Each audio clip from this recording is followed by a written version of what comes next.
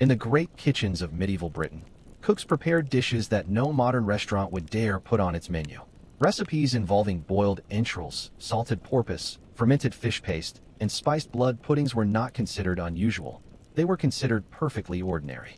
Tonight, we move slowly through the strangest, most unpleasant, and most fascinating recipes that medieval cooks left behind in their handwritten cookbooks. There is nothing frightening here, only the quiet curiosity of a world that ate very differently from our own, for reasons that made complete sense to the people who cooked these meals.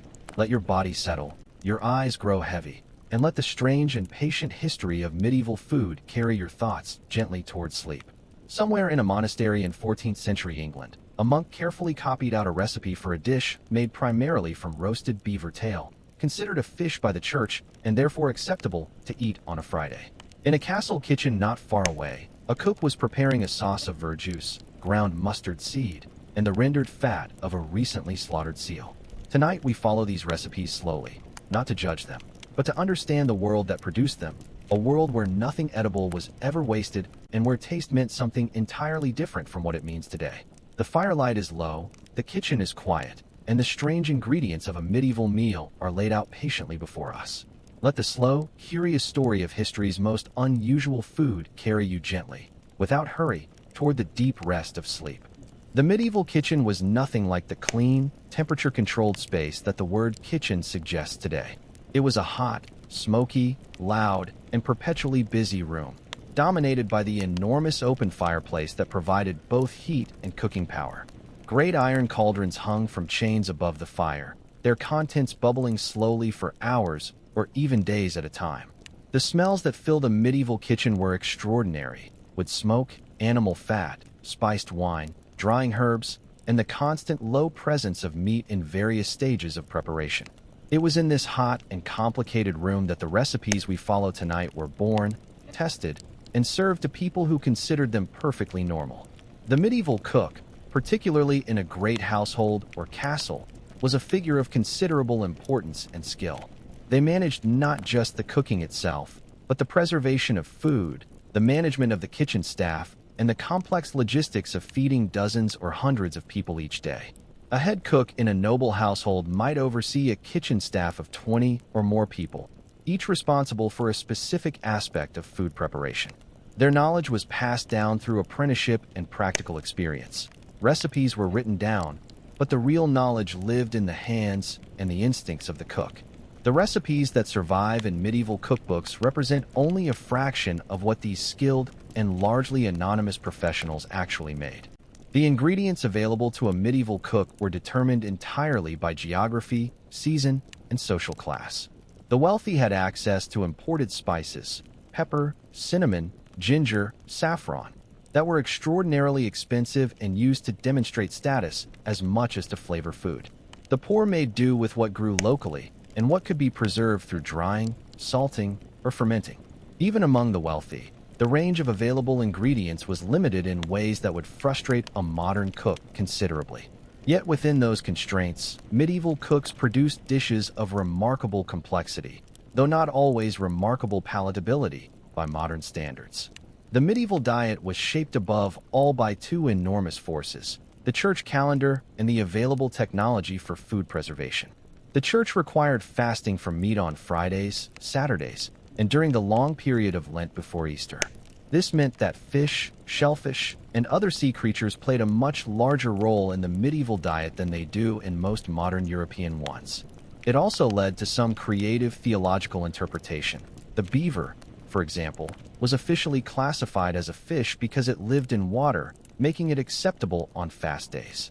The resulting recipes for beaver, seal, and porpoise are among the most surprising entries in any medieval cookbook.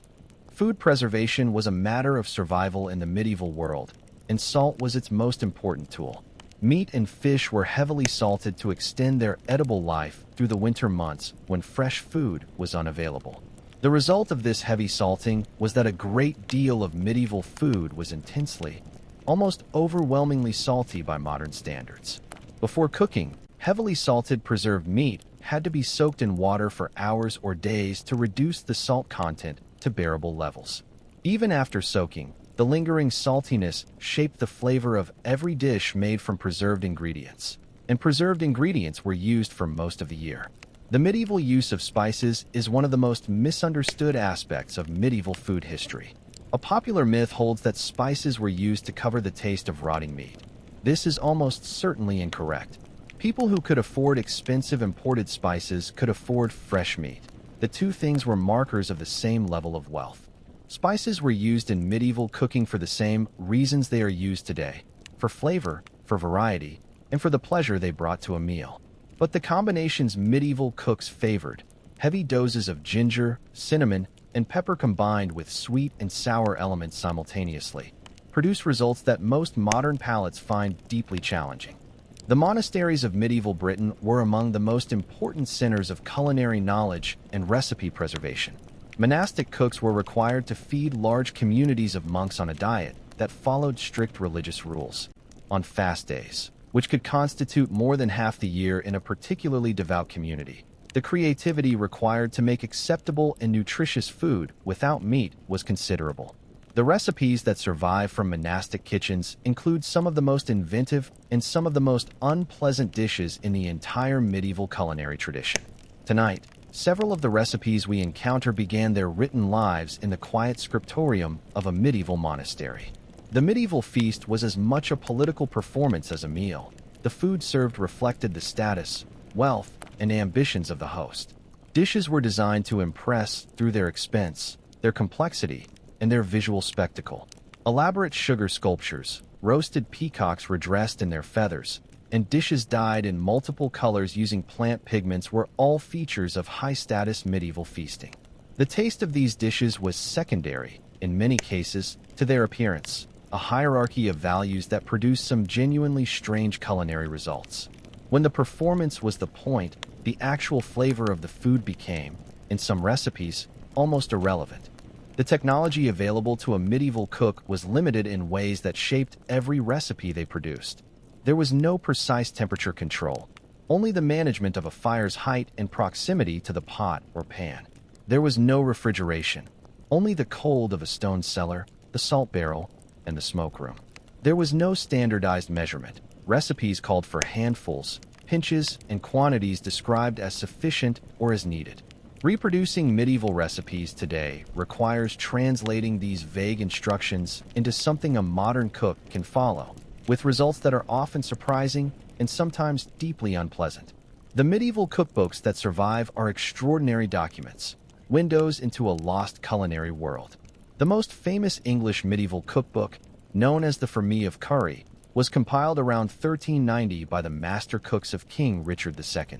It contains nearly 200 recipes, ranging from the genuinely delicious to the thoroughly unappetizing by modern standards. Other important collections include Curie on English, a collection of 4 different recipe books compiled in the 14th century. These manuscripts, once dusty and forgotten, have been studied intensively in recent decades by food historians attempting to reconstruct the flavor of a lost world. The medieval approach to an animal carcass was one of total and systematic use. Nothing was discarded that could be eaten. Organs, brains, feet, tails, ears, and intestines all appeared regularly in medieval recipes, each prepared according to its own particular method. This complete use of the animal was not a sign of desperation. Even wealthy households made regular use of offal in their cooking. It reflected an entirely different relationship with food production, one in which the work of raising and slaughtering an animal was too significant to permit waste. Many of the most challenging medieval recipes, by modern standards, are those built around ingredients that the modern food system has largely removed from the dining table. As the fires of the medieval kitchen burn lower and the evening meal is cleared away, we begin our slow journey through its strangest recipes. Nothing here will shock you. Only the quiet surprise of a world that found perfectly normal what we now find peculiar. These recipes were made with care, with skill, and with the genuine intention of feeding people well.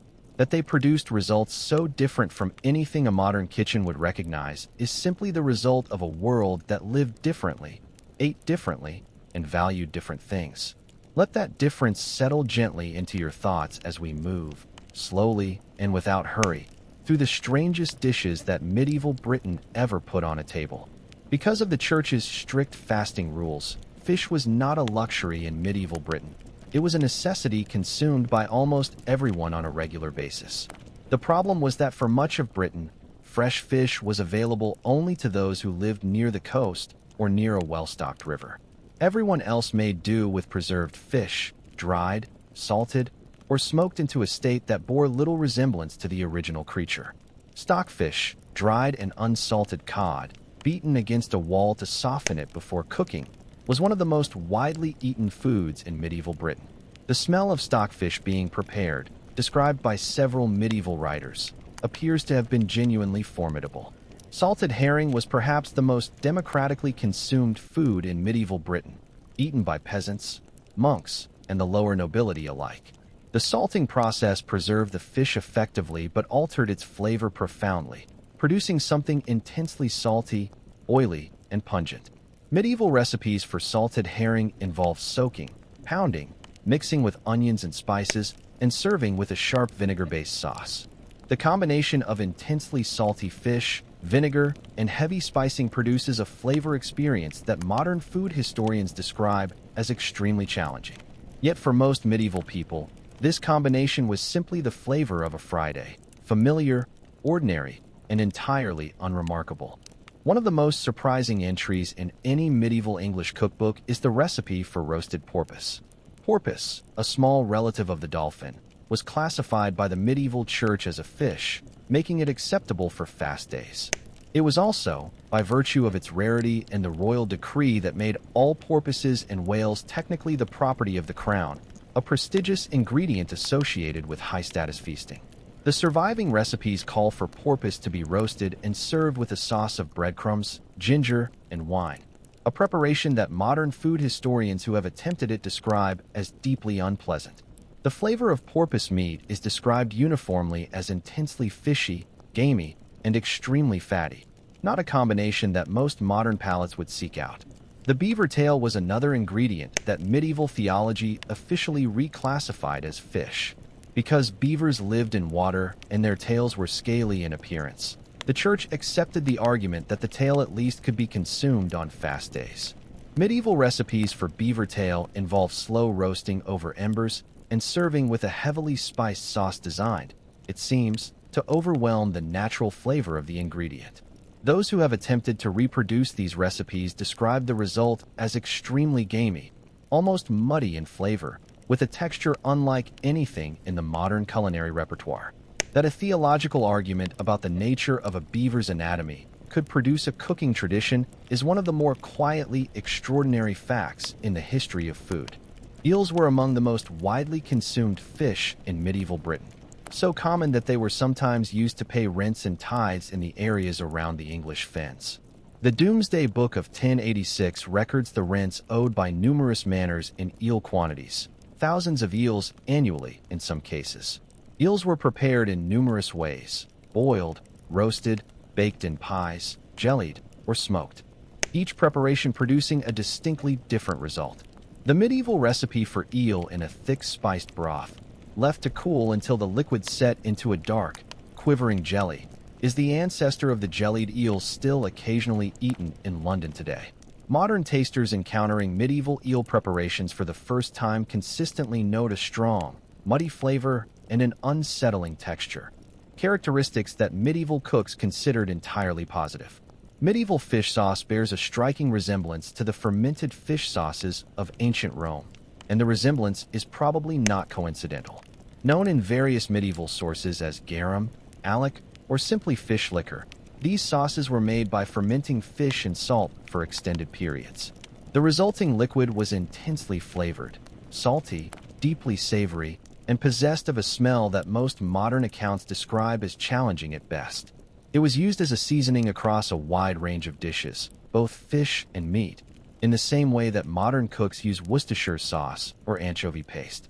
Understanding medieval fish sauce is, in many ways, the key to understanding why so many medieval recipes taste so profoundly different from anything in the modern culinary tradition.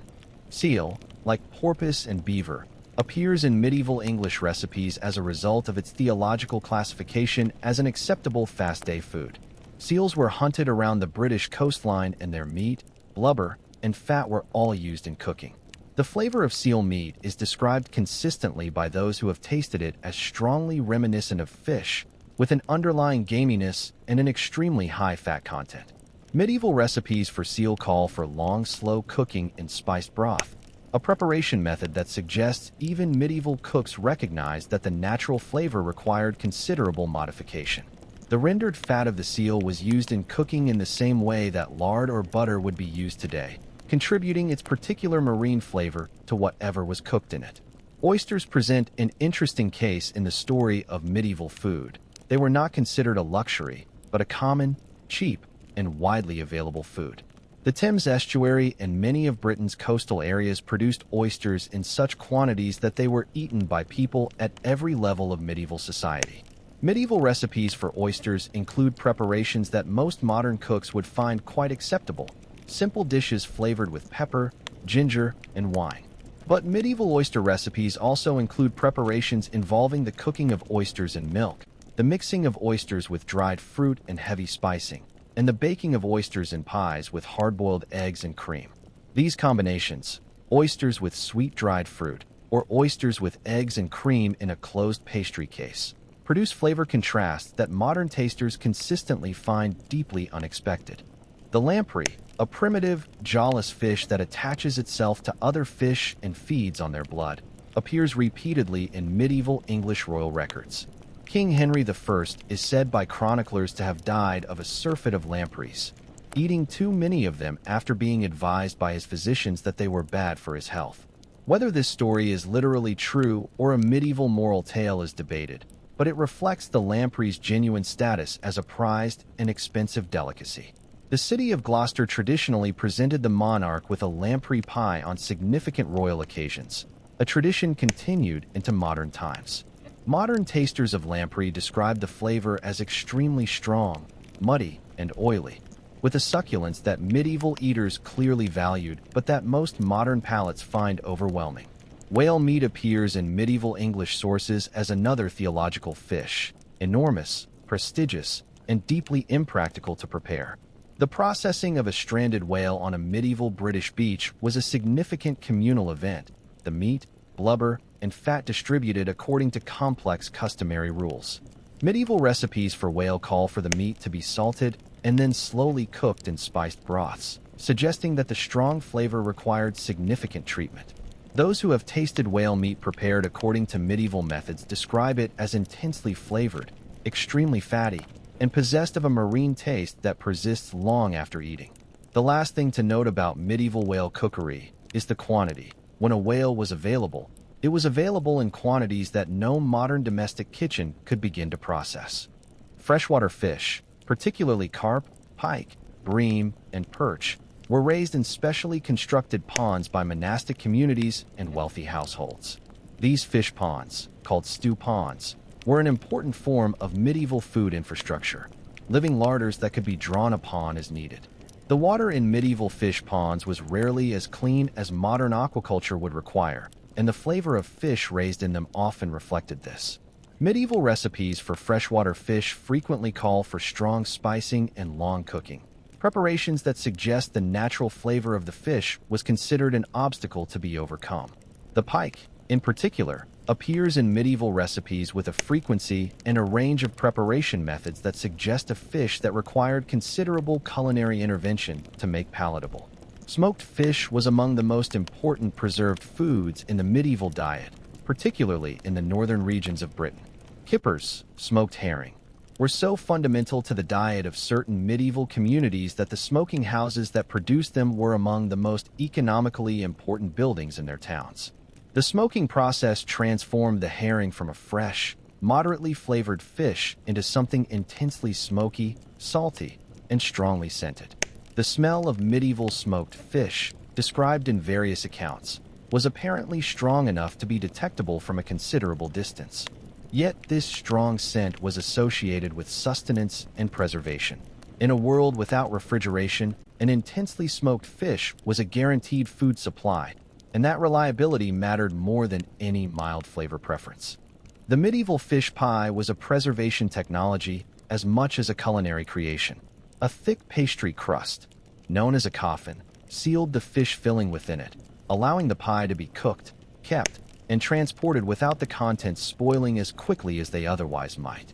The fillings of these pies combined preserved fish, dried fruit, spices, and sometimes cheese in combinations that seem startling by modern standards. A medieval recipe for a Lenten fish pie might combine dried salt cod, figs, dates, currants, ground ginger, cinnamon, and pepper, all enclosed in a thick rye pastry. The combination of intensely salty preserved fish with sweet dried fruit and heavy spicing produces a flavor that modern food historians describe as requiring considerable adjustment to appreciate. The monastic fish pond was a place of quiet labor, the catching, sorting, and preparation of fish for the community's table. Monks who tended the fish ponds were engaged in work that was both practical and spiritual. Feeding the community was a form of service that the monastic tradition valued highly. The recipes that emerged from monastic kitchens for the fish raised in these ponds reflect both the constraints of the religious calendar and the genuine skill of the cooks who worked within them. Some of these recipes, for fish and almond milk, for bream in a sauce of wine and spices, are genuinely beautiful by any standard. Others, for eel in a thick, dark sauce of blood and vinegar, are rather less so, though they were made with the same care and served with the same quiet dignity. As we leave the fish-dominated waters of medieval Britain's fast-day cooking, we move toward the meat-rich landscape of feast day recipes. The contrast between these two worlds, the constrained, fish-centered cooking of Lent and fast days, and the meat-heavy abundance of feast days, shaped the entire rhythm of the medieval culinary year. Every cook, every recipe, every ingredient was embedded in this rhythm, the long period of restraint and the brief period of release. This rhythm produced some of the most creative and some of the most extreme cooking in the entire medieval tradition. Let it carry you forward now, gently, into the second half of tonight's slow journey through the medieval kitchen. In the medieval kitchen, the concept of waste was simply not applicable to animal products. Every part of every slaughtered animal had a use, a recipe, and a place in the culinary hierarchy. Offal, the collective term for organs, entrails, and other internal parts, was not a low-status food in the medieval tradition. Certain offal cuts were actively prized, the liver, the kidneys, the heart, and reserved for high-status diners. It was only in later centuries, as butchery became industrialized and certain cuts became more readily available, that offal gradually fell from its central position in the culinary tradition. The ancestor of the Scottish haggis appears in medieval English cookbooks under various names, all describing essentially the same preparation. The stomach or intestine of a sheep was cleaned, stuffed with a mixture of the animal's minced organs, suet, oatmeal, onions, and spices, and then boiled for several hours. The result was a dense, intensely flavored dish whose appeal divided medieval diners as sharply as it divides modern ones. Those who loved it, and many medieval accounts suggest that many people did, prized its richness, its warmth, and the satisfying density of its flavor. Those who found it challenging encountered a dish whose organ meat richness and enclosed, steamed quality produced something that the modern palate requires some adjustment to appreciate. Blood pudding, or black pudding, has a history in British cooking that extends back well beyond the medieval period. Medieval recipes for blood pudding call for pig's blood mixed with suet, oatmeal, herbs, and spices, stuffed into a cleaned intestine and boiled. The result, once cooked, is a dark, dense, intensely flavored sausage whose iron-rich quality is immediately apparent in both taste and smell. Medieval accounts suggest that blood pudding was made immediately after a pig slaughter. The blood was a perishable byproduct that had to be processed quickly. The entire pig slaughtering process, with its associated recipes for blood, fat, and every conceivable internal organ, was one of the most important culinary events in the medieval year. The pig was arguably the most important domestic animal in the medieval culinary tradition. Easy to keep, efficient at converting waste into edible fat and protein, and yielding an enormous range of different foods, the pig was a cornerstone of medieval food security. Every part of the pig was used, the fat rendered for cooking and preserving, the skin crisped into crackling, the intestines cleaned and used as sausage casings, the blood collected for puddings. Even the pig's ears, feet, and snout had their own dedicated recipes, long-simmered preparations that extracted every possible unit of gelatin and flavor. A pig's trotter recipe from the famine of curry calls for the feet to be simmered for several hours in spiced wine, then served in their own jellied cooking liquid, a dish that some modern food historians have found more approachable than others. Medieval sausages were a form of food preservation as much as a culinary creation. The intestine casings enclosed a mixture of meat, fat, spices, and often blood or organ meat, creating a self-contained package that could be dried, smoked, or cooked from fresh. Medieval recipes for sausages include combinations that range from the recognizable to the thoroughly unexpected. One recipe calls for a sausage mixture of pork, chicken liver, hard-boiled egg yolks, pine nuts, currants, and a heavy dose of ground ginger and cinnamon. The combination of meat, sweet dried fruit, and warm spicing produces a flavor that is characteristic of much medieval cookery. A mingling of savory and sweet that the medieval palate clearly loved, but that most modern eaters find requires some getting used to. Chawdron was a medieval sauce or dish made from the entrails of a swan, goose, or other large bird. The entrails were cleaned, chopped finely, and cooked with wine, vinegar, spices, and blood to produce a thick, dark sauce. This sauce was traditionally served alongside the roasted bird whose entrails had been used to make it, a complete circularity that struck medieval diners as entirely natural. Modern food historians who have attempted to recreate Chawdron consistently note its extreme intensity of flavor, the combination of organ meat, vinegar, blood, and spice producing something that the modern palate struggles to place in any familiar category. Yet this dish appeared regularly at high-status medieval feasts, served to the most important guests alongside the most prized birds, a measure of how completely different medieval ideas about desirable flavor were from modern ones. Calf's head appeared in numerous medieval recipes, valued for the variety of textures and flavors contained within a single preparation. The brain, tongue, cheek meat, and eyes were all considered separately edible, each with its own particular character. Medieval recipes for calf's head call for long simmering, followed by the careful extraction of each component and its separate seasoning and presentation. The brain, in particular, was considered a delicacy, mild, rich, and extremely soft in texture, and served with a sharp sauce to cut through its richness. The eyes were typically removed and set aside. Even in a culinary tradition with very few taboos about animal products, the eyes seem to have tested the limits of what diners were willing to place on their plates. The roasted swan, redressed in its own feathers, was one of the most spectacular dishes in the medieval feast repertoire. The feathers were carefully removed before roasting, then replaced after cooking, the presentation suggesting a living bird rather than a prepared dish. Swan was a royal bird, and its consumption was technically restricted to those with royal permission. In practice, it appeared at the tables of anyone wealthy enough to obtain one, the legal restriction more honored in breach than observance. Modern tasters of swan meat uniformly describe it as extremely strongly flavored, gamey, and with a dark, rich texture that requires considerable spicing to make palatable, qualities that medieval diners clearly prized. The peacock, like the swan, was prized in medieval feasting primarily for its visual impact rather than its culinary qualities. Redressed in its own feathers after roasting, sometimes with its beak gilded and a wick set in its open mouth, so it could be processed into the hull apparently breathing fire. The peacock was theater as much as food. The problem was that peacock meat is, by all accounts, genuinely unpleasant to eat. Tough, strongly flavored, and with a texture that even the most skilled medieval cooks struggled to improve. Medieval recipes suggest awareness of this problem.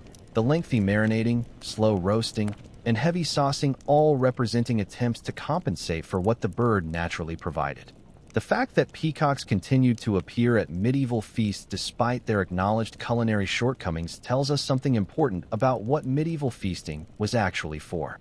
Stuffed pig's stomach appears in medieval recipes under various names, all describing essentially the same preparation.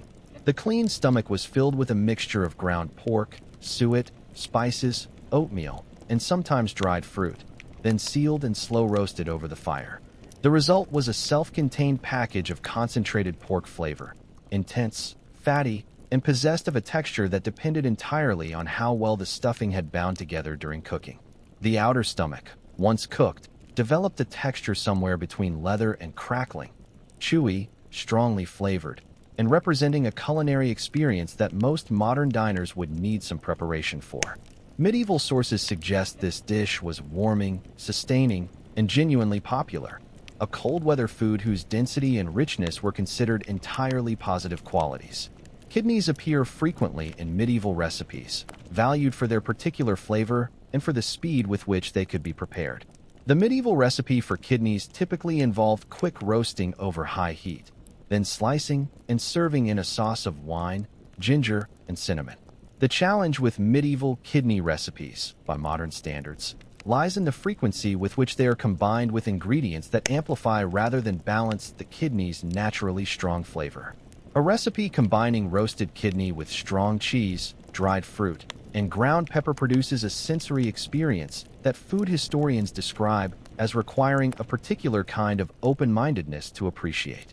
Medieval cooks clearly had no desire to disguise the flavor of their kidneys. The strong, iron-rich quality was part of the point. Lung appears in medieval recipes less frequently than kidney or liver, but it is present, particularly in the filling of meat pies and sausages. The texture of cooked lung is spongy and elastic in ways that are quite unlike any other meat, a consequence of its structure as respiratory tissue.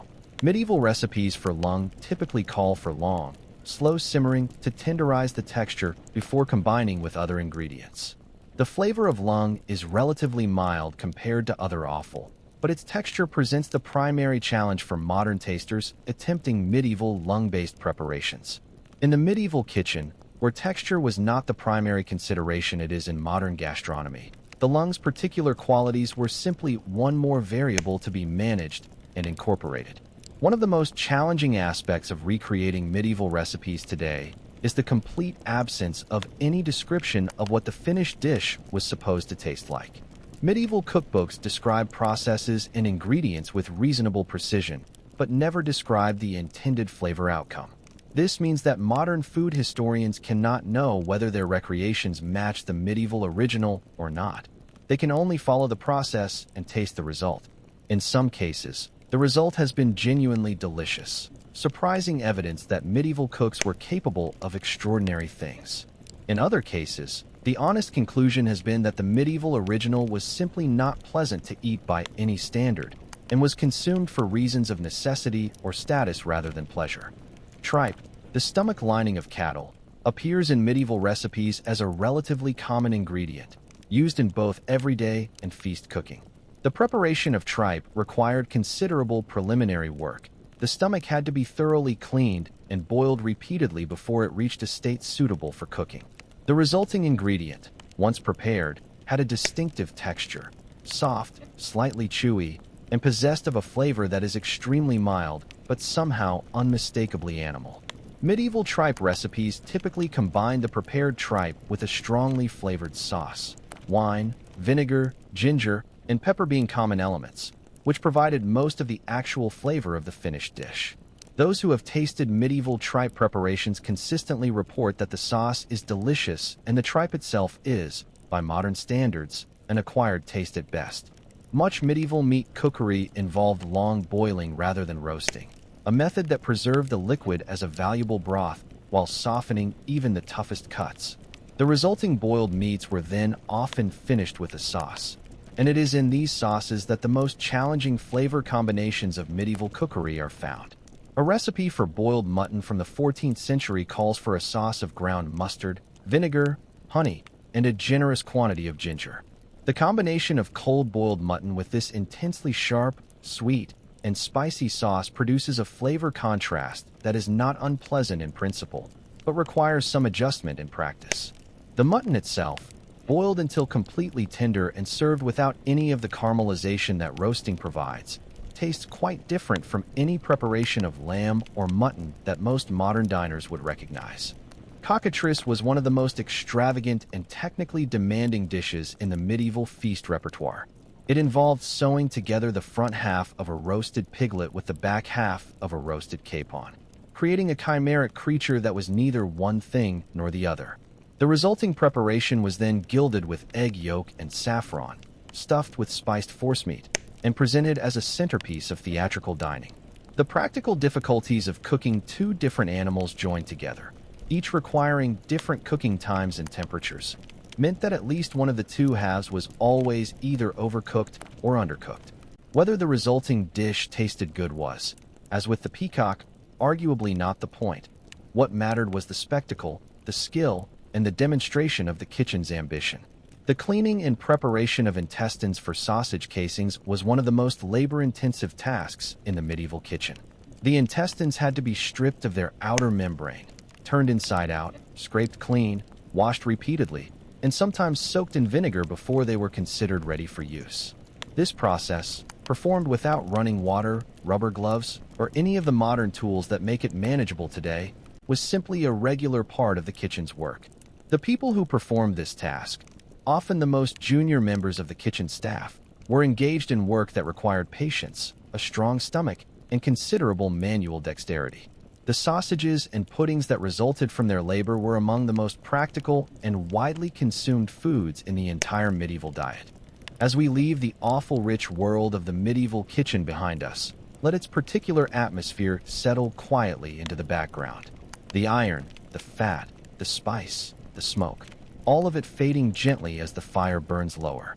The medieval cook who made these dishes with such matter-of-fact skill is gone, their knowledge partly preserved in the manuscripts we have followed tonight.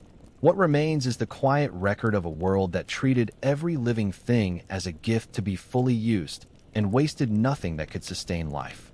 Let that patient, thorough approach rest gently in your thoughts as we move on to the sweeter and stranger side of the medieval culinary tradition.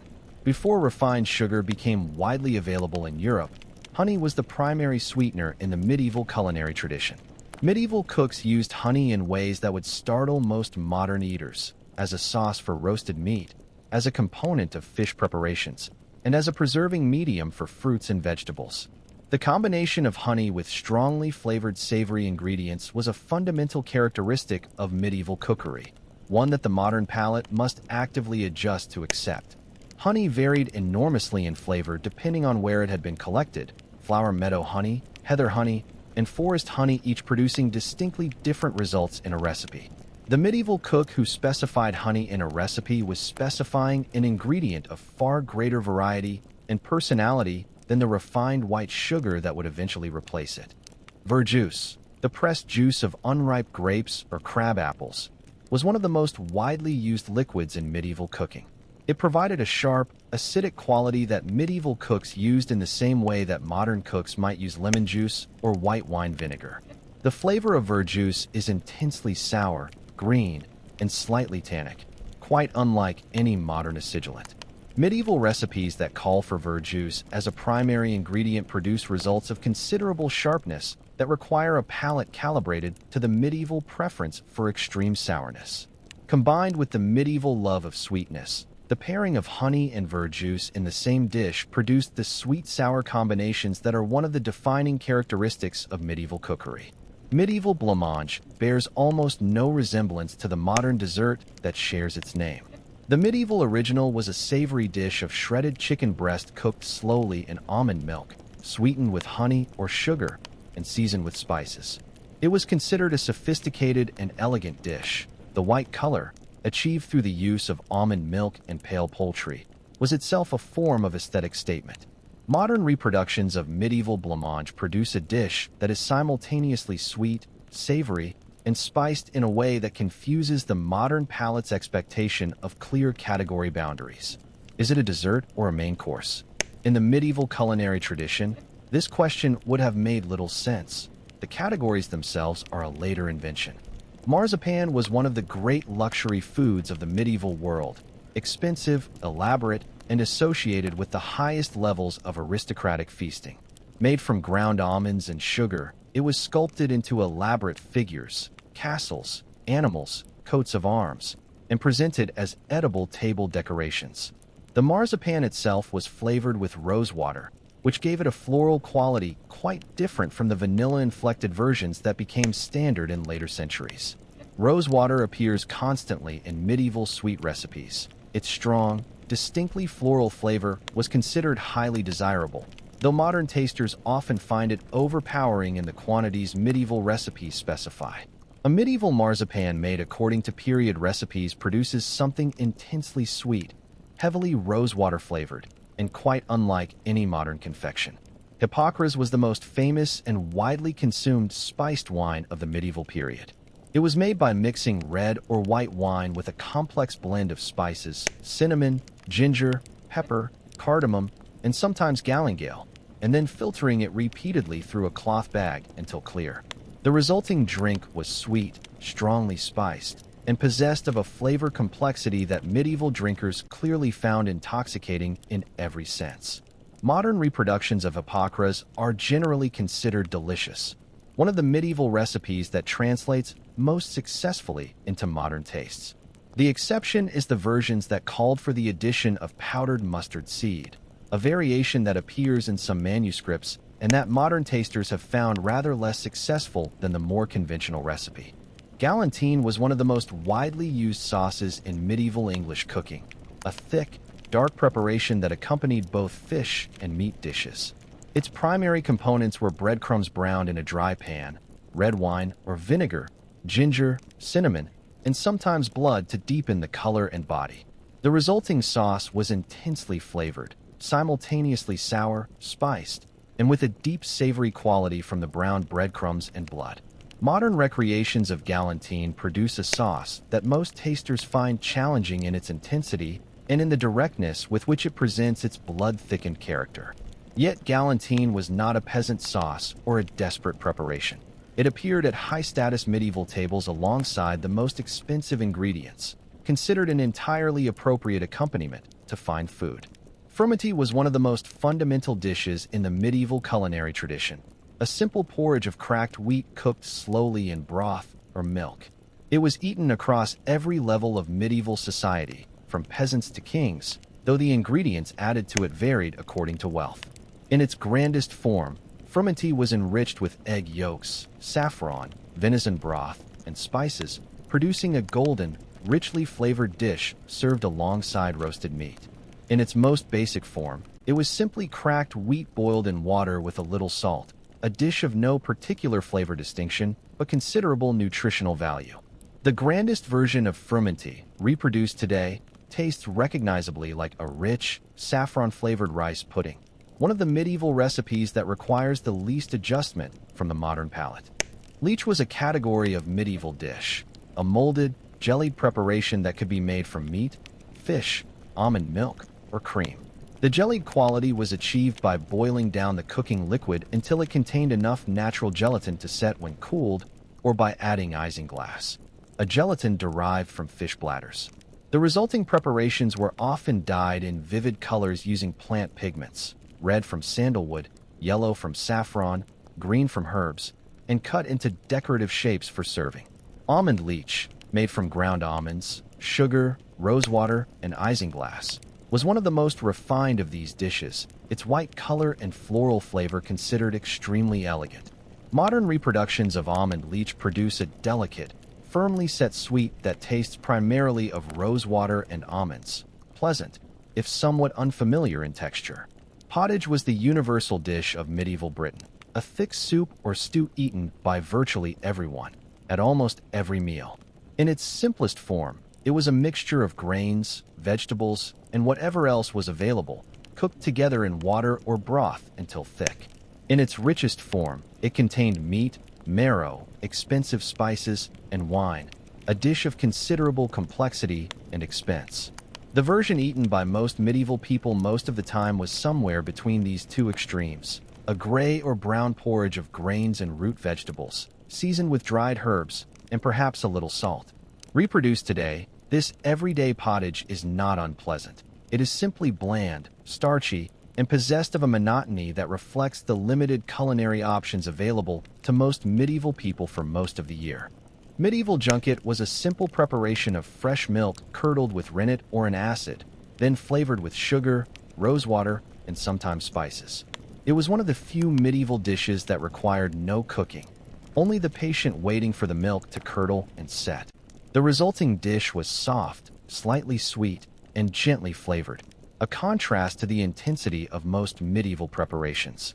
Modern reproductions of medieval junket are generally considered acceptable by contemporary tasters, though the rosewater flavoring is typically found more prominent than expected. It represents one of the gentler corners of the medieval recipe tradition, a quiet, mild preparation in a culinary world that generally preferred its flavors loud. Medieval gingerbread was nothing like its modern descendant. It was not a baked good at all, but a confection made from breadcrumbs, honey, and ground spices. The mixture was pressed into molds, decorated with box leaf and gilded with sheets of gold, and served as a sweetmeat rather than eaten as a bread. The flavor was intensely spiced. Heavy doses of ginger, cinnamon, and pepper combined with the sweetness of honey and the slight dryness of breadcrumbs. Modern reproductions of medieval gingerbread produce something that most tasters find overwhelmingly spicy and sweet simultaneously. The balance of flavors calibrated for a medieval palate that was accustomed to both extremes in combination. The gilded box leaf decoration, a form of edible garnish, added nothing to the flavor but was considered an essential part of the presentation. Almond milk was one of the most important liquids in medieval cooking, a dairy-free alternative used extensively on fast days when cow's milk was prohibited. Made by blending ground almonds with water and straining through cloth, almond milk was then used in soups, sauces, and sweet dishes in the same way that cream or milk would be used at other times. The flavor of medieval almond milk was richer and more distinctly almond-flavored than the commercial versions available today. Medieval almond soup, a thin porridge of almond milk thickened with rice and sweetened with sugar, flavored with ginger and cinnamon, was considered a refined and delicate preparation. Modern reproductions of medieval almond soup are generally found pleasant by contemporary tasters. It is one of the more accessible entries in the medieval recipe tradition. Medieval egg dishes present some of the most approachable and some of the most challenging recipes in the surviving cookbooks. Simple preparations, eggs poached in wine and water, flavored with herbs, are recognizable and pleasant by any standard. More complex preparations, eggs combined with cheese, dried fruit, spices, and the rendered fat of smoked meat, all baked together in a pastry case, require more adjustment. The medieval love of combining sweet and savory elements reaches one of its most concentrated expressions in egg dishes that include currants, cheese, and ginger in the same preparation. The resulting flavor is not necessarily unpleasant. It is simply very different from any egg dish the modern world has retained in its culinary tradition. The mortar and pestle was arguably the most important piece of equipment in the medieval kitchen. Before the development of modern grinding technology, reducing spices, herbs, nuts, and other ingredients to powder or paste required considerable manual labor. A properly ground medieval spice mixture, the powder fort or powder douse that appear in so many recipes, required lengthy pounding until the mixture reached a fine, even consistency. The effort invested in this process was considerable, and the resulting spice mixtures were carefully stored and used judiciously. Reproducing medieval recipes today without access to freshly ground spices of the correct varieties produces results noticeably different from the original. The quality of the grinding itself was part of what made medieval food taste as it did. Cameline sauce was one of the most prestigious and widely referenced sauces in the medieval culinary tradition. Its primary ingredients were cinnamon, ginger, cloves, mace, vinegar, and bread, toasted and soaked to provide body. The resulting sauce was warm-spiced, sharp, and complex, simultaneously sweet, sour, and heavily aromatic. It accompanied roasted meat, fried fish, and numerous other dishes across the social spectrum, appearing in both aristocratic cookbooks and more modest household records.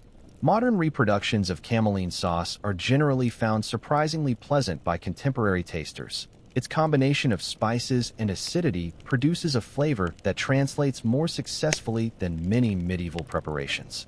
Medieval compost was nothing like the garden waste it sounds. It was a complex preparation of pickled vegetables and fruits. Parsnips, turnips, pears, and quinces were simmered in vinegar and honey with a complex spice mixture, then stored in the resulting liquid to mature. The preparation was used as a condiment, a sharp, sweet, spiced accompaniment to rich meat dishes. The flavor of medieval compost, reproduced today, is simultaneously sweet, sour, spiced, and possessed of a particular medieval character that defies easy modern categorization.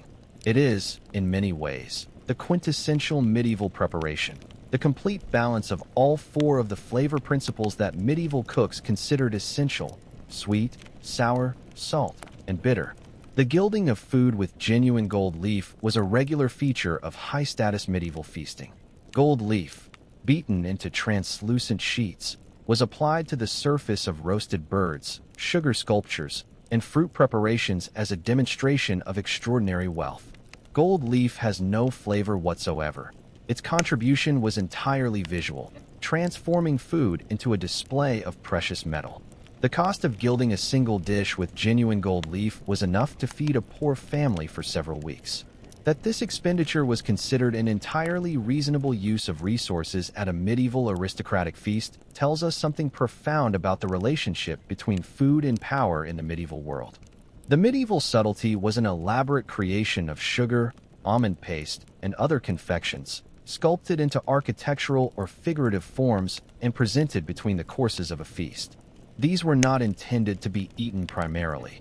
They were table theater, conversation pieces, and demonstrations of the patron's wealth and the kitchen's skill. A great medieval feast might feature a sugar castle complete with working drawbridge, a sugar ship with candy rigging, or a recreation in marzipan of the host's coat of arms. The flavor of these elaborate creations was typically extremely sweet, strongly flavored with rosewater, and occasionally colored in startling ways using plant pigments. What they tasted like was, in most cases, considerably less important than what they looked like. Medieval gastronomy at its most purely theatrical. Medieval gelatin dishes, thick, wobbly preparations in which meat or fish was suspended in a spiced, translucent jelly, were considered elegant and sophisticated preparations. The gelatin was obtained by boiling calves' feet, pigs' trotters, or fish heads for many hours until the liquid was rich with natural gelatin. This liquid was then clarified, colored with plant pigments, flavored with wine and spices, and used to encase pieces of cooked meat or fish. The resulting dish, once set, was sliced and served cold, each slice revealing the decorative pattern of the ingredients suspended within the jelly. Modern tasters of medieval gelatin dishes consistently find the visual effect more appealing than the flavor. The cold, wobbly meat jelly producing a sensory experience that requires a specific mental adjustment to fully appreciate.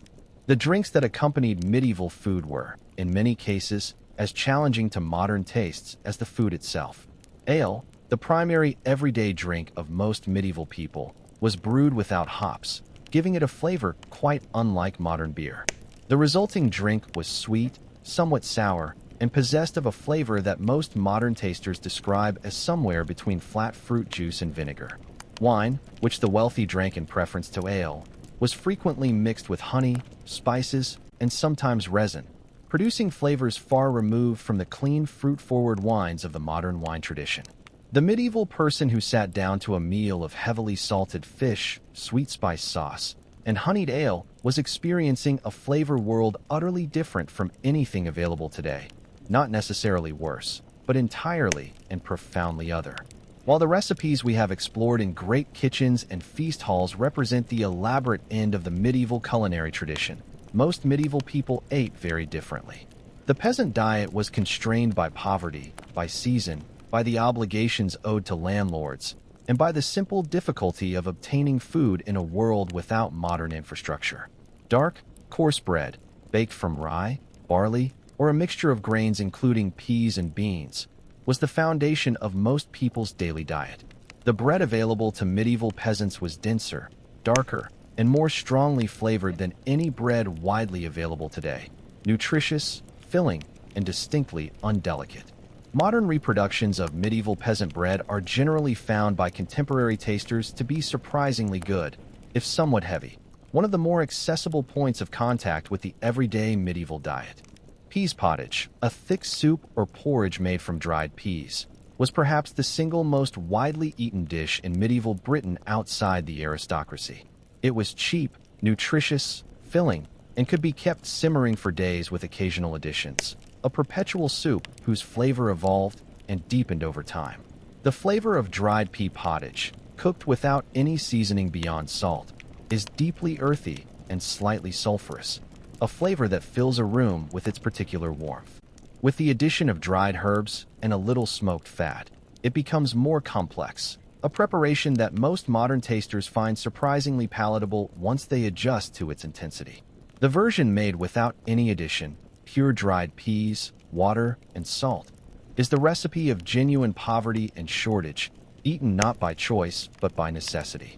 In times of genuine food shortage, and the medieval world experienced these with terrible regularity, people ate things that no cookbook would ever recommend. Acorn flour, made by grinding dried acorns and leaching out their bitter tannins through repeated washing, was used to extend grain supplies during famine years. Bread made from acorn flour was dark, dense, and intensely bitter in a way that no amount of processing could entirely eliminate. Medieval accounts of famine describe people eating this bread with the quiet matter-of-factness of those who have no alternative, not as something terrible, but as something simply necessary. The bitterness of acorn bread was not a culinary failure. It was the taste of survival, and survival did not require elegance. Wild plants, gathered from fields, hedgerows, and woodland, supplemented the medieval diet at every social level. Nettles, sorrel, dandelion, wild garlic, elderflower, blackberries, sloes, crab apples, and hawthorn berries all appeared in medieval recipes. These gathered plants contributed flavors ranging from the pleasant to the extremely challenging. Sloe berries, for example, are so intensely astringent when eaten raw that they cause an immediate puckering sensation throughout the mouth. Medieval recipes for gathered plants often involved long cooking, fermentation, or repeated washing, processing methods that reduced the more extreme flavor qualities while retaining the nutritional benefit. The knowledge of which wild plants were edible, how to prepare them, and when to gather them was a form of practical wisdom that most medieval people possessed and that most modern people have entirely lost. In the most extreme periods of medieval famine, the boundaries of what constituted food were pushed to their absolute limits. Bread extended with chaff, the indigestible outer casing of grain, was recorded during famine years in numerous medieval accounts. This bread provided bulk and the sensation of fullness without the nutrition of grain, a psychological comfort that could not prevent starvation but might temporarily mask its effects. Clay mixed into bread dough, also recorded in extreme famine conditions, served a similar psychological purpose, providing a substance that could be formed and baked but that offered the body nothing it could use. These preparations, not recipes in any culinary sense, but the record of desperation, represent the furthest point from the elaborate feast food of the aristocracy and the truest measure of the medieval world's vulnerability to food insecurity. Cheese was one of the most important preserved foods in the medieval diet, available to people at most social levels and providing a reliable source of protein and fat. Medieval cheeses were produced from the milk of cows, sheep, and goats, each producing distinctly different flavors and textures. The soft, fresh cheeses consumed quickly were mild and approachable, similar in character to modern fresh cheeses. The aged, hard cheeses, kept for months or years in cold cellars and developing increasingly strong flavors over time, were another matter entirely. A fully aged medieval hard cheese, reproduced today, would be intensely flavored, extremely salty, and possessed of an aroma that no modern commercial cheese is permitted to develop. Bread and dripping, stale bread spread with the rendered fat from roasted meat, was one of the most basic and widely consumed foods in the medieval world.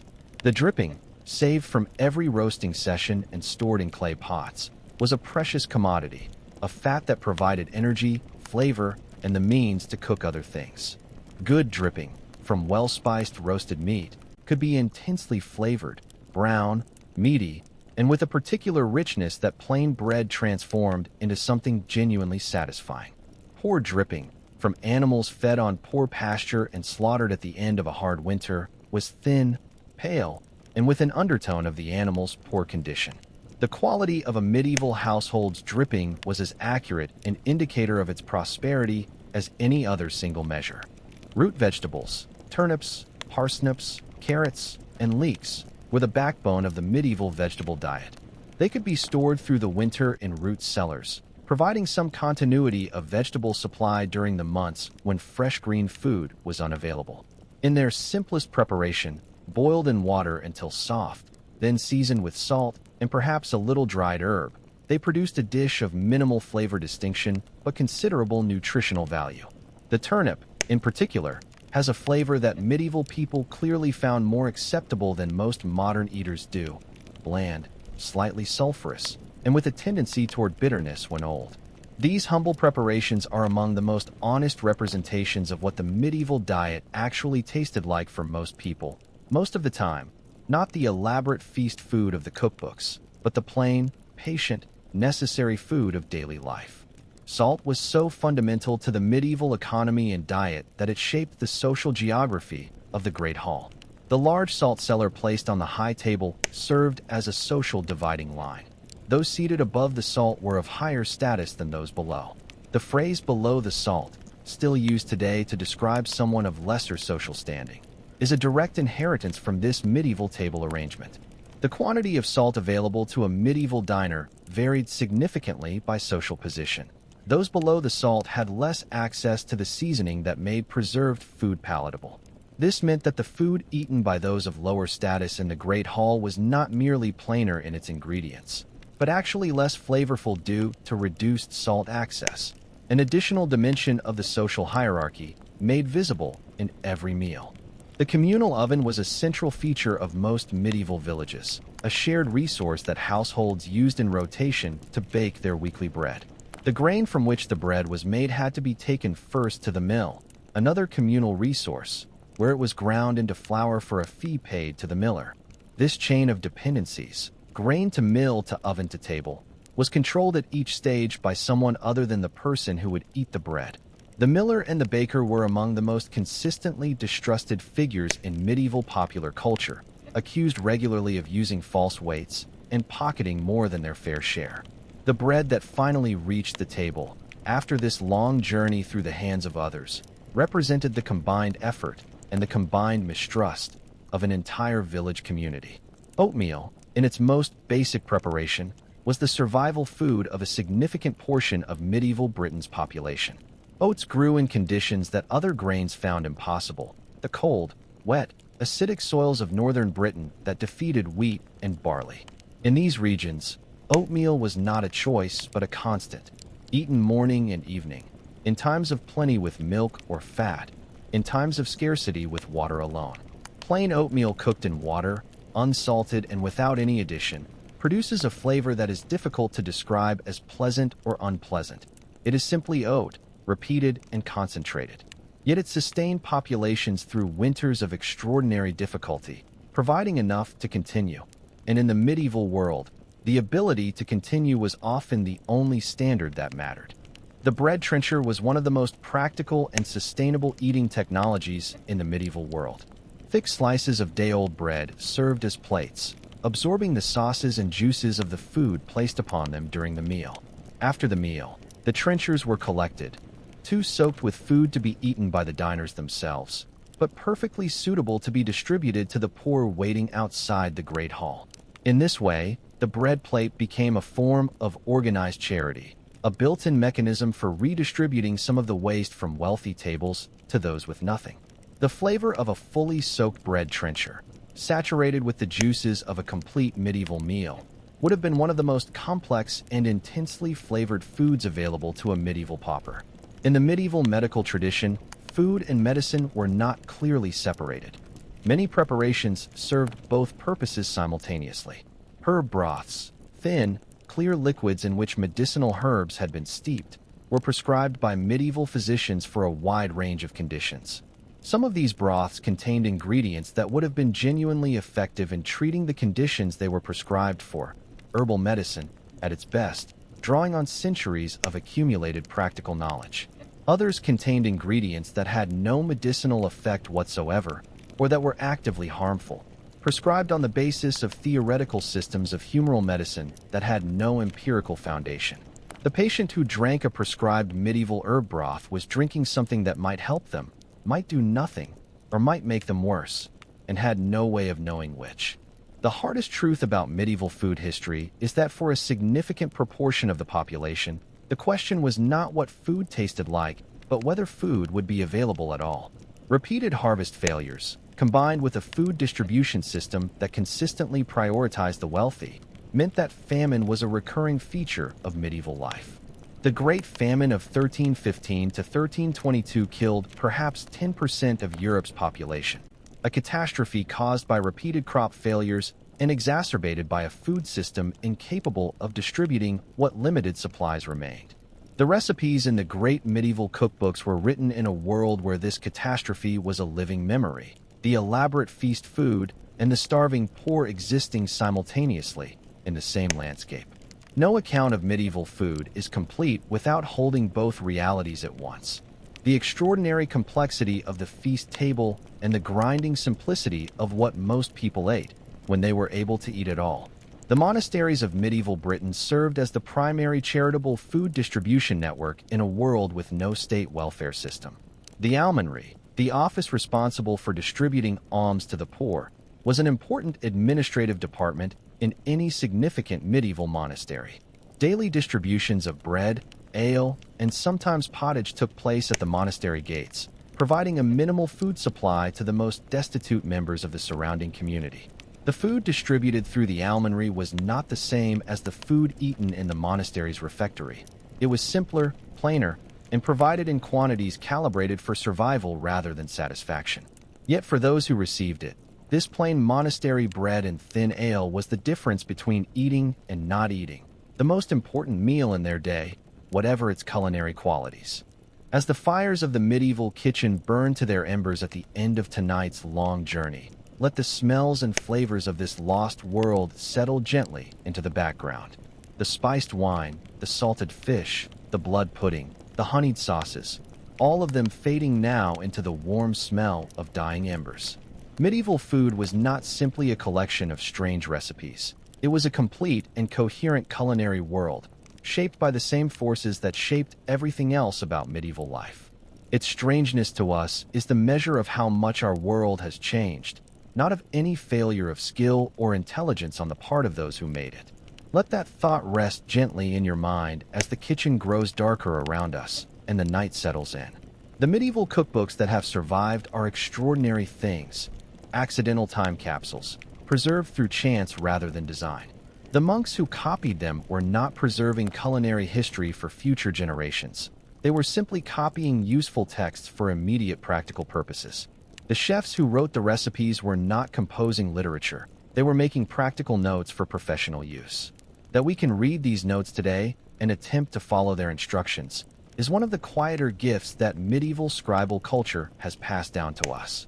Every recipe that survives is a small miracle of preservation, a voice from 6 or 7 centuries ago, still audible if you read slowly enough. The spice chest of a wealthy medieval household was one of its most carefully guarded possessions. Its contents, pepper, cinnamon, ginger, cloves, mace, cardamom, saffron, represented a significant financial investment. The person responsible for keeping the spice chest held a position of considerable trust within the household. When these spices were added to a dish, they were adding not merely flavor, but a visible demonstration of the household's resources and status. The smell of a medieval spice chest, the combined fragrance of all those exotic, expensive, distant ingredients, was itself a form of luxury, available to very few. When the great medieval feast was over and the guests had withdrawn, the hall fell into a particular kind of silence. The remains of the dishes, the bones, the half-eaten pies, the sodden bread trenchers, were distributed to the waiting poor. The kitchen staff, who had worked for days to produce the evening's entertainment, began the long process of cleaning and resetting. The elaborate sugar sculptures were dismantled, the roasting fires damped down, the spice chest locked and returned to its place. And the hall, which had been the center of so much noise and display, became quiet again, empty of all its temporary grandeur. The food that appeared on medieval tables, whether the plain pottage of the peasant or the gilded peacock of the feast, began the same way. It began with the labor of people working in fields, in fishing boats, in orchards, and in gardens, mostly anonymous, rarely mentioned in the records that preserve the recipes. The connection between the elaborate dish and the labor that produced its ingredients was not invisible to medieval people. It was simply accepted as the natural order of things. Modern food systems have made this connection much more invisible. The distance between field and table is now so great that the labor can be almost entirely forgotten. Medieval food, whatever its flavor qualities, at least existed in a world where the work of growing it was immediately present. The harvest field just beyond the kitchen garden wall. Most medieval meals were not feasts. They were quiet, ordinary, domestic occasions, eaten by families at their own tables. The daily rhythm of bread, pottage, and ale, with occasional additions of cheese or preserved meat, constituted the real texture of most medieval food experience. This everyday food was not recorded in cookbooks. It was too ordinary, too familiar, too automatic to require writing down. We know about it from the margins, from accounts of food purchases, from references in letters and sermons, from the analysis of food remains in archaeological sites. In those margins, the real medieval diet appears, simpler, humbler, and more nutritious in some ways than the elaborate feast food that dominates the surviving written record. Children in the medieval world ate what their parents ate. There was no concept of children's food or of meals designed for young palates. From the time they were weaned, they consumed the same bread, pottage, and preserved foods as the adults around them. The strong flavors of salted preserved food, the sourness of medieval ale, and the bitterness of coarse bread were simply the tastes of childhood for most medieval people. A medieval child who grew up eating salted herring and oat pottage would have found the heavily spiced feast food of the aristocracy no more surprising than an adult. It was simply a different version of the same flavor-forward approach to eating. Taste, in the medieval world as in any world, was what you were born into, familiar, unremarkable, and deeply formative. The medieval cook, who produced all of tonight's strange and patient recipes, rarely appears by name in the historical record. They were skilled, experienced, and often genuinely creative people, and they cooked in conditions that would be entirely unacceptable by any modern standard. The heat, the smoke, the long hours, the physical demands of managing enormous fires and heavy iron equipment. These were the daily working conditions of one of the most skilled and least celebrated professions in the medieval world. When we read their recipes today, we are reading the work of people who deserve more credit than history gave them. Let that acknowledgement rest quietly here, at the end of the fire, where they rested after every long day of cooking. The herbs hanging from the medieval kitchen ceiling were the cook's library, a reference collection of flavor, medicine, and preservation accumulated over years. Thyme, rosemary, sage, hyssop, pennyroyal, lovage, each one representing a specific knowledge of how and when it should be used. This herbal knowledge was practical and immediate, built through continuous daily use rather than through reading. The smell of a medieval kitchen at the end of the day, smoke, dried herbs, rendered fat, and the residual warmth of spent spices, was a smell unlike anything the modern world offers. Let it drift, gently imagined, through your thoughts now as the kitchen grows quieter and the night deepens. The salt that preserved so much of the medieval diet came from salt marshes and salt pans along Britain's coastline. Salt workers, salinarii in the Latin records, labored in one of the most exhausting and least celebrated industries of the medieval economy. The salt they produced traveled inland along established trade routes, reaching every corner of Britain in the barrels and sacks of traveling merchants. Without this salt, the medieval diet as we have explored it tonight would have been impossible. The preserved fish, the cured meat, the long-stored provisions all depended on its availability. Every salted herring, every cured ham, every barrel of preserved pork in tonight's recipes traces its lineage back to the quiet labor of these anonymous coastal workers. The watermill was the engine of the medieval grain economy, the technology that converted harvested grain into usable flour with more efficiency than any alternative available. The miller who operated it was a figure of power in the medieval village, the keeper of a shared essential resource that everyone depended on. The sound of a watermill at night, the slow turning of the wheel, the grinding of the stones, the trickle of water, was a sound of economic activity, of food in preparation. The flour it produced would become the bread that appeared on every medieval table, the foundation of the diet that all of tonight's recipes supplemented and extended. Let that gentle, persistent sound, the wheel turning, the water flowing, the grains slowly becoming flour, accompany your thoughts as they grow quieter now. Some medieval preparations were left to cook overnight. Slow, patient preparations that needed time more than attention. A pot of pottage set to simmer on the dying fire at the end of the day would be ready by morning, its ingredients having had the hours of darkness to meld and soften. The cook who set this pot before sleeping trusted the fire to do its slow work without supervision. This overnight cooking, the long, unattended development of flavor in a dark kitchen, produced some of the most deeply flavored preparations in the medieval repertoire. Let that same slow, patient development characterize your own thoughts now, the sharp edges softening, the complexity deepening, as sleep gradually takes its quiet hold. The medieval kitchen garden was a place of quiet order, its beds laid out in careful rows, its plants chosen for utility as much as beauty. The herbs, vegetables, and fruit that grew there were the most immediate and accessible ingredients in the cook's repertoire, fresh, seasonal, and free of the expense that made spices so significant.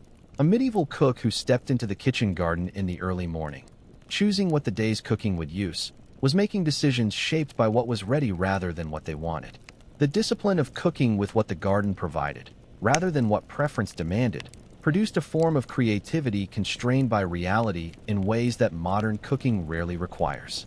Let that quiet, garden-shaped discipline settle over your own thoughts now, as the kitchen garden grows still in the night. The most fundamental act of the medieval meal was the breaking and sharing of bread, a gesture with both practical and symbolic dimensions. Bread was shared across the table regardless of status. The lord and the servant ate from the same loaf, though the servant's portion was smaller and the bread itself perhaps coarser. In this daily sharing, the medieval meal performed a form of community, acknowledging the interdependence of those who sat together at the table, however unequal their positions. The flavor of that shared bread, whatever its quality, was inseparable from the act of sharing it. Let that image of shared bread, passed quietly across a candlelit table, be the last one you carry with you into sleep tonight. The last embers of the kitchen fire need no further attention tonight. The spices are back in their chest, the pots cleaned and stacked, the herbs hanging in their accustomed darkness. The cook has gone to sleep, the feast is long over, the salt herring consumed, and the trenchers distributed. What remains is the warmth of the dying embers, and the smell of everything that was cooked today, fading slowly into the stone walls.